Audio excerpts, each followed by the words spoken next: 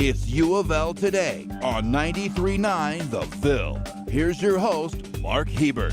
And welcome to U of L Today with Mark Hebert on 93.9 The Phil. So glad you're joining us today. It's been kind of a busy time, actually, on the U of L campus this summer, and we're getting close to the start of school and getting close to the start of football season. So going to be busy here in the next few weeks. But we do have some things to talk about at the University of Louisville. So on the show today, as you probably know, astronomy is a hot topic right now.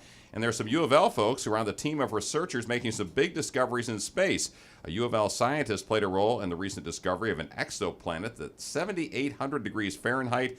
Karen Collins is a U of L grad, and her former colleague John Kielkopf will be here to talk about that discovery, as well as the upcoming total solar eclipse, which will stretch across parts of Kentucky. But first, I know you've got a smartphone. It's probably recording some of your health data right now. You also probably search online and correspond with people online who have health problems similar to you or your family members.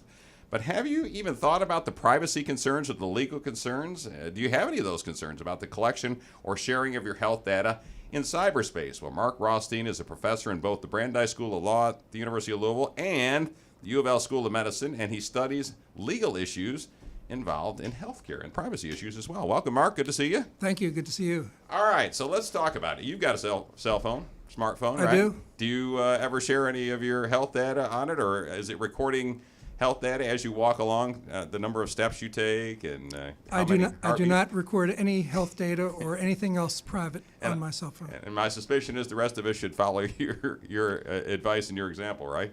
Well, they need to be aware of some of the risks involved. So if you are interested in downloading a health app, you'll be asked to sort of click through consent. Many times that gives the app developers and the company the right to use your information for research purposes or to redisclose it however they want. Sometimes it actually gives them the right to download all sorts of other information on your phone. So, we are tempted to just sort of click yes, like we're downloading some modest program, but these health apps are not regulated, and we're often giving up more information than we realize. Is that the biggest thing that you're looking at as part of your research and your studies, is just that, what you just talked about, or is it something else involving health data and privacy concerns? Well, one of the issues that we are looking at now is mobile health devices used by unregulated researchers. So if a researcher at the U of L wanted to do a study involving the use of mobile devices and stuff, that would be regulated by the federal laws, and we'd have to demonstrate that there was adequate informed consent and things like that. But lately, it's so much easier now for sort of what are called citizen scientists to do their own research or to try to do their own research, and that's not regulated.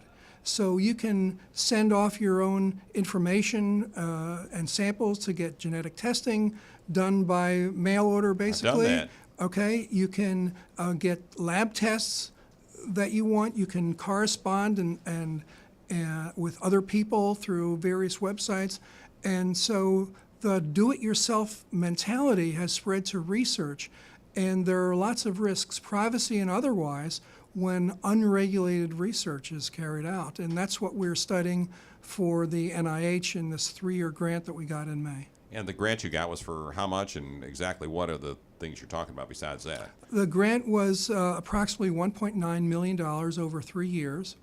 And what we're going to do is to study all the issues that are related to mobile health as it's used for research.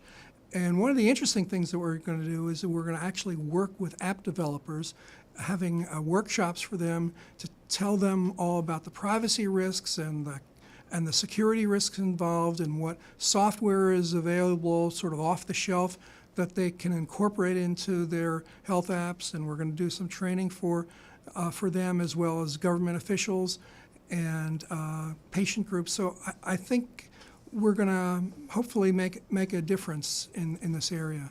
We're talking with Mark Rothstein, who's a professor at the University of Louisville, both at the Law School and the School of Medicine. We're talking about privacy concerns around basically the digital economy now. When you talk about these the DNA things. I mean, everybody's doing that. Ancestry.com, and there's a couple other ones where you take the swab and you send it in to some company. They don't have to. There's no HIPAA rules or anything regarding that information that I send and my DNA that I send to them?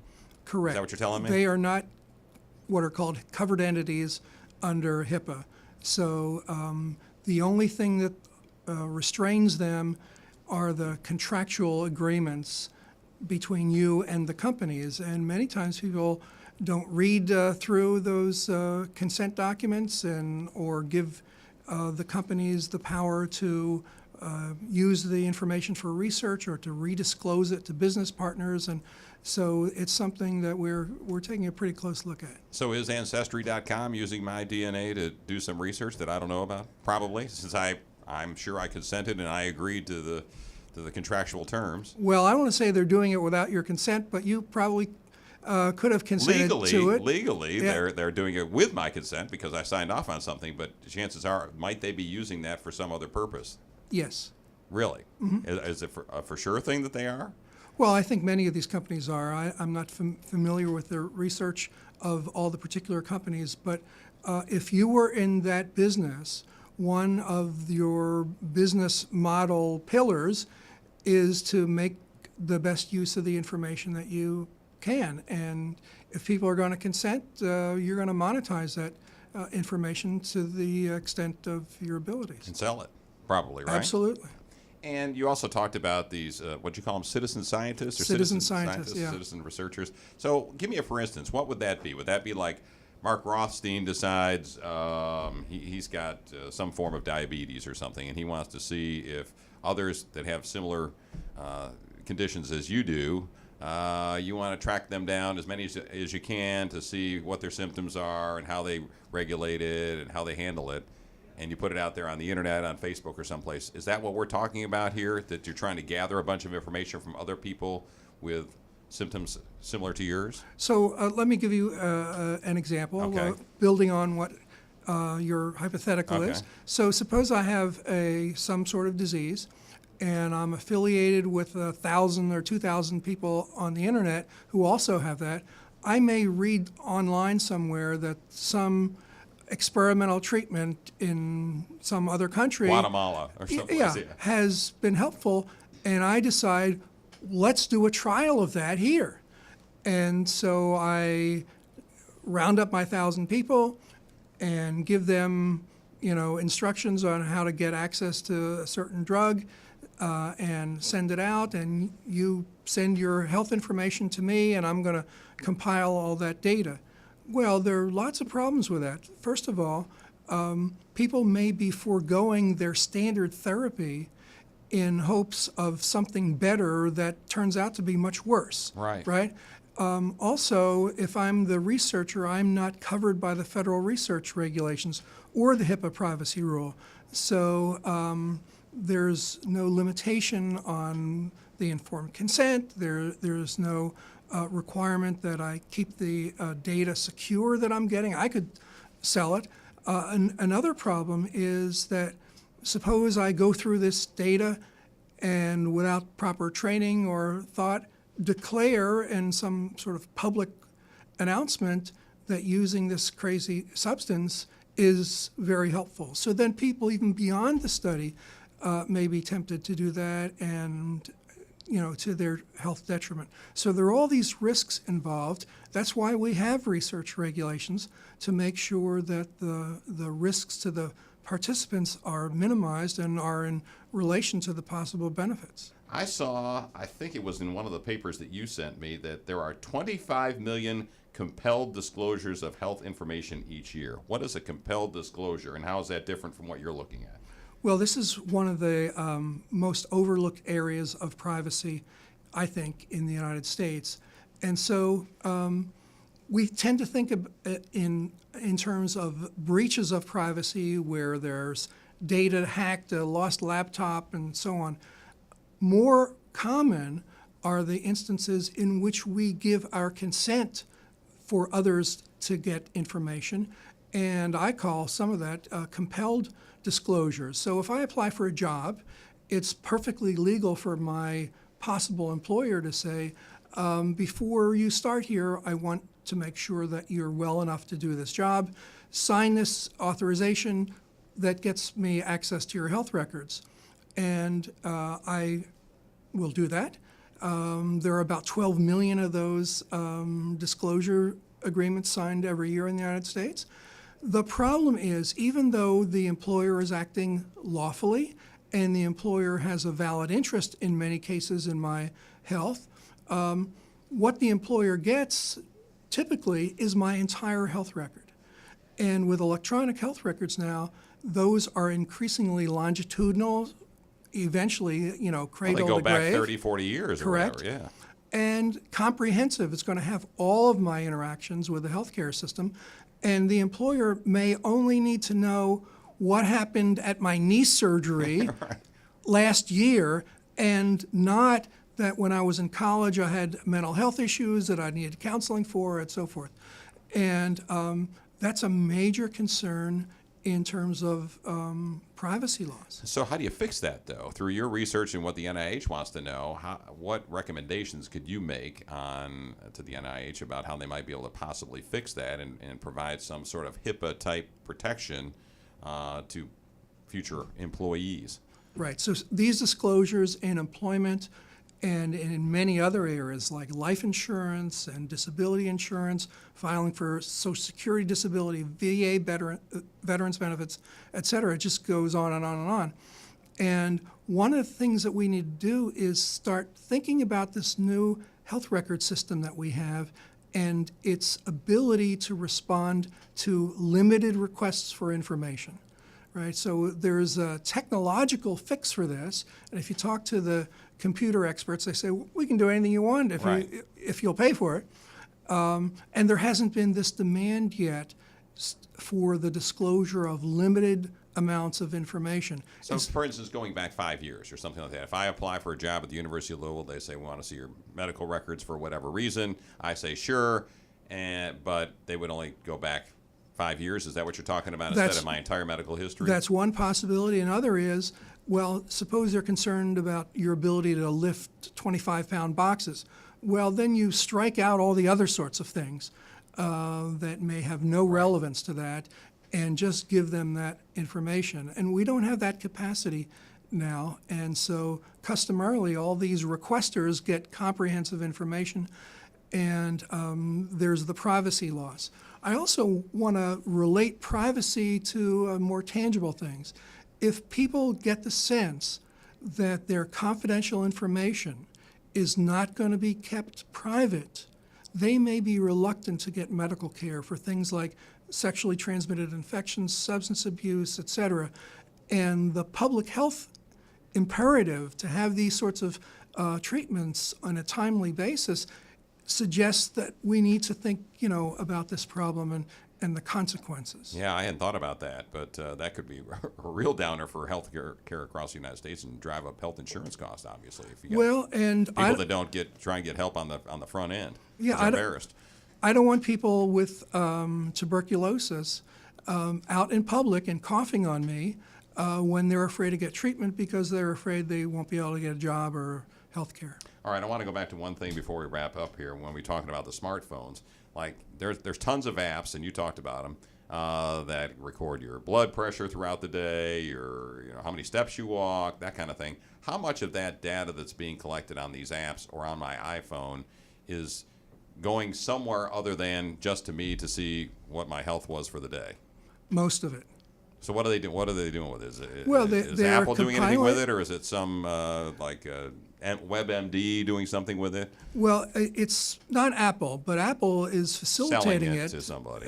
And because the specific apps that you give license to use your information, they're going to sell it, share it, analyze it themselves to try to find out all sorts of things.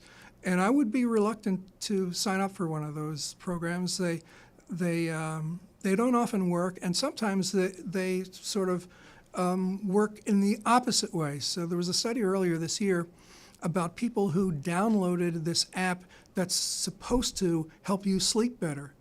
And people were so worried about the app that they actually got less sleep. So we need to be careful about that. So. All right. So, Mark Rothstein, your advice to folks is be careful with your health information and what? Don't download the apps that claim to give you health information? Well, think through it carefully. It's not like a word processing program that you're agreeing to the terms on downloading. People are going to get more health information than you know. All right, Mark Rothstein, appreciate it. Interesting stuff, and good luck with the study. In 3 years, we might want to check back in with you from time to time, see what you found out. Well, as you probably know, there has been lots of talk about the solar eclipse that will darken Kentucky during the day on August 21st. And just a lot of talk about space discoveries in general. It's a hot topic right now, and U of L scientists and U of L graduates are playing a role in some of the research that's going on out in space, including the discovery of a new exoplanet.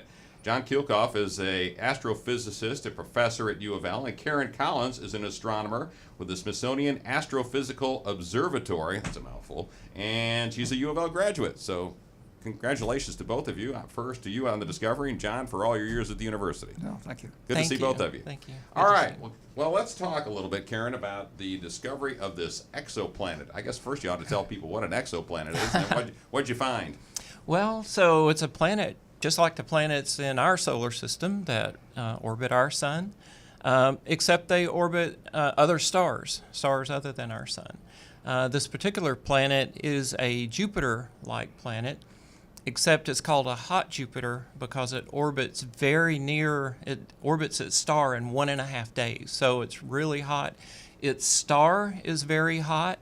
And so this is the hottest planet that has ever been discovered, the hottest atmosphere of the planet. How hot is it, I'll ask? Ooh, it's close to 4,000 degrees. Fahrenheit?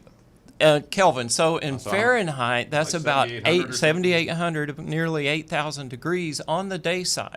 So the interesting thing about this planet is it's so close to its star, it's tidally locked, so it has a side of the planet that always faces the star as it orbits. So that side we know the temperature of. The night side we don't know yet, so we're trying to get some other follow-up space observations to try to determine the temperature of the night side. And what was your role in finding this exoplanet? Well, my role was modeling the overall system using our modeling software. We also did observations at one of University of Louisville's observatories out at Mount Lemmon in Arizona, where we did measure the the day side temperature of the planet using University of Louisville's telescopes. All right, and John, this was one of your students. Karen was one of your students, right? One of the best. Yes. One of the best. All right, so I guess you were pretty proud when you heard that she was on a team that discovered this exoplanet, right? Absolutely. Yeah. So is that a big deal in astronomy circles? Oh yeah. Why? We've always been looking for a way to engage students in current astronomy, and as you probably know, the largest telescopes in the world are focused on cosmology, on distant galaxies and very faint things. It's very hard to find a topic that students can do something there, and also just to get access. The university doesn't, by and large, have that access, but we've built up a network of smaller telescopes that are ideal for following up on targets of opportunity for something that just comes up right now that we need to observe tonight. Mm-hmm. And exoplanets turned out to be just the wonderful thing for us to work on. So it gives us an opportunity for students to be involved in what is really cutting-edge research. Right. And Karen, does this exoplanet have a name, this one you found? It's called KELT 9b. Okay. KELT stands for the Kilodegree Extremely Little Telescope. That's that's the overall survey that searches for these planets, and this that was the 9th one we found. We have 21 now, so we're up to KELT 21. KELT itself, it's called a telescope, but it's really just like a professional grade digital camera, and it just stares at the sky. So it's kind of like this big, a telescope this big, but it's robotic. It stares at the sky every clear night. We have one in the northern hemisphere, and we have one in South Africa in the southern hemisphere. So they find little dips in the brightnesses of stars, and they need larger telescopes like the ones we have at the University of Louisville to go confirm that those dips are indeed planets transiting in front of their stars. So this exoplanet, how far is it from Earth, and how do I compare that? How do I get that straight in my mind as comparing to Pluto, for instance? And then how much further beyond that are we talking about? So it's about 650 light years from us. Pluto is just a fraction of a light year. So it is. Yeah, it's way the hell out there. Yeah, way the hell out there.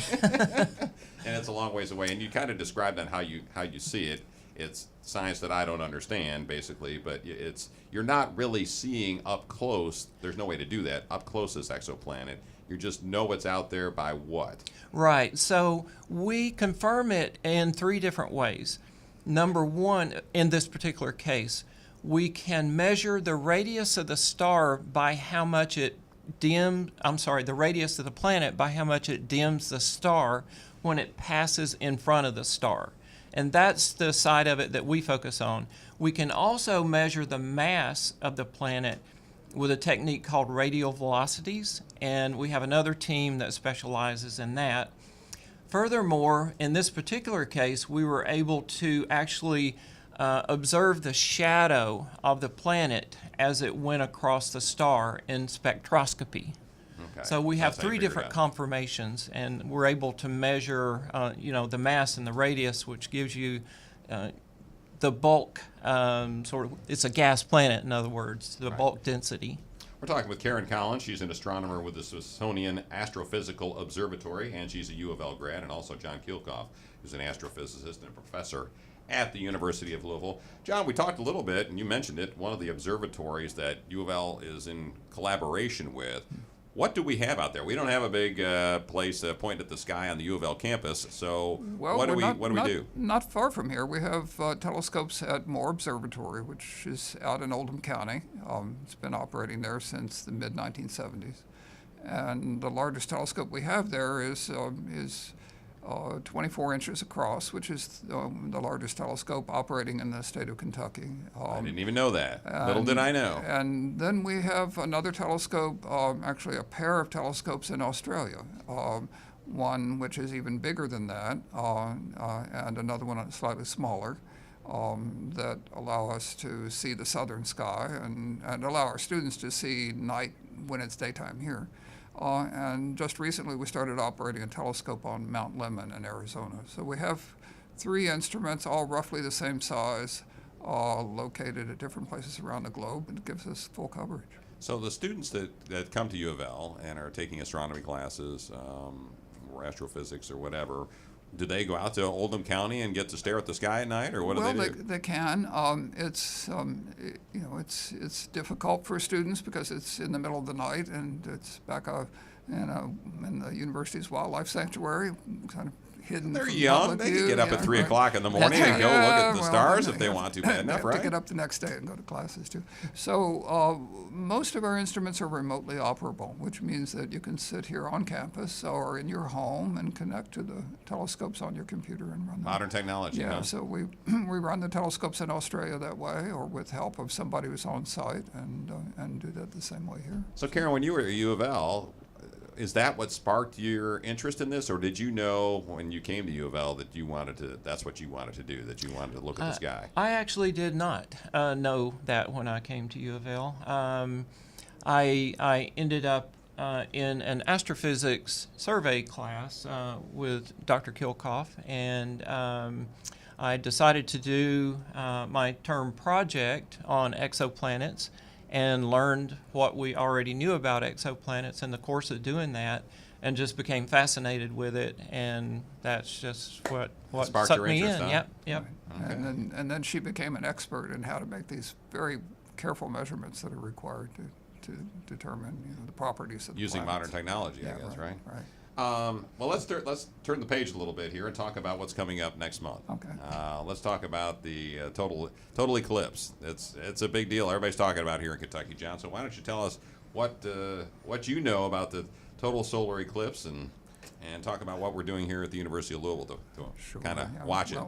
Well, just to make the connection, and total eclipses on our local scale, pretty much the same thing that we're seeing when we look at exoplanets. It's something getting in the way of, in this case, our star, the sun, and it blocks the light out. Now, for an exoplanet, what's lost is a fraction of a % of the light of the star. But for the sun, if you're in the right spot on the Earth, it's all of it. So that's what makes this exciting. The sun will simply get blocked out, and then you'll be able to see the parts of the sun that are its extended atmosphere that we cannot ordinarily see with our eyes, although with instruments we've been able to do that for years. So it's primarily in this era just the human experience of seeing this happen, and a sort of event that has occurred over the long duration of human civilization as a really major, sometimes an omen of catastrophe type. But it's very rare to have one of these in Kentucky, right? It's rare to have one where you can be in the path of totality. It's not quite so rare to have one where you see part of the sun blocked out. So for this eclipse, which is on Monday, August the 21st, here in Louisville, there'll be about 5% of the sun that won't be blocked out, so it'll still be pretty bright in our sky, but a large part of it will be behind the moon. If you go to the right place in Kentucky, Hopkinsville is the center of the event. The entire sun will be blocked out. Why is this such a big deal for astronomers when you have a total solar eclipse? Well, it was a big deal, especially, of course, when it was first discovered how to predict them. So that goes back a very long way to before modern astronomy. And then in recent times, for things like the confirmation of Einstein's theory of gravity was done one of the benchmark or cornerstone pieces of evidence that it was right. And that's the theory behind things like black holes, was the discovery that starlight gets bent when it passes by the sun. Now, the sun's so bright we can't see stars that are near it except during an eclipse, and it was in eclipses in the early part of the 20th century that was proven. All right, that's John Kielkopf. He's a professor at the University of Louisville, and we've also got Karen Collins, who's an astronomer with the Smithsonian Astrophysics Observatory and a UofL graduate. Karen, is this a big deal, the upcoming total solar eclipse? Is it a big deal for astronomers on a national level since it's coming across the United States? I think, in my opinion, it's a big deal from a public outreach perspective. To get more people interested Yeah, in what's going on in the sky? because as John mentioned, we have instruments that we can study things that we used to only be able to study during an eclipse. We can do that more readily now when there's not an eclipse. But there are, groups of amateur astronomers and others that get together, and it's just like a big family gathering, and go to these things and have a good time, and then the event happens and it's mysterious and eerie, and so it's just a great it's good time. for your I field think. to study that other people begin to understand that how cool it is to be looking at stuff in the sky. Yeah, right? yeah. Is that the nuts and bolts? And just to appreciate that, the sun is out there, the moon is out there, they're really orbiting the Earth, and they can get in the way of each other, and you just don't think about these things on a daily basis. So Yeah, it and I know- highlights that. Right, and I know, John, the planetarium at the University of Louisville and some others have some programming on that day. The planetarium will be running some public outreach programming that the university will announce, and then the Louisville Astronomical Society is coordinating around the community to provide telescopes and experts who can help people understand and see some of these things that you might miss. August 21st is the date of the total solar eclipse. Karen, congratulations on finding a new exoplanet. I'm sure you're still looking for some more, right? Absolutely. All right, very good. Glad to have both of you on the show. Thanks for listening, and go Cards.